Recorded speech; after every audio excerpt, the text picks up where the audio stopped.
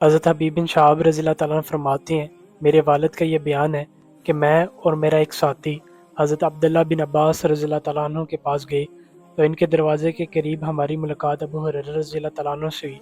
انہوں نے کہا، تم کون ہو؟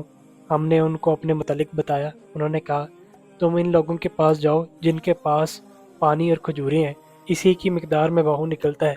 ہم نے ان کو دعائیں خیر دیتے ہوئے کہا، ہمارے لیے ابن عباس رضی اللہ تعالیٰ عنہ سے اجازت لیجیے۔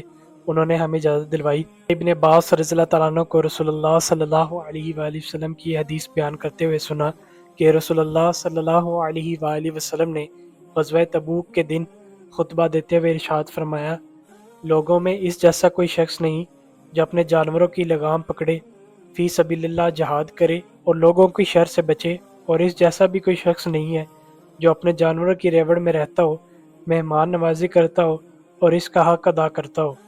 حبیب بن شعاب فرماتے، میں نے کہا، کیا واقعی رسول اللہ صلی اللہ علیہ وسلم نے یہ فرمایا؟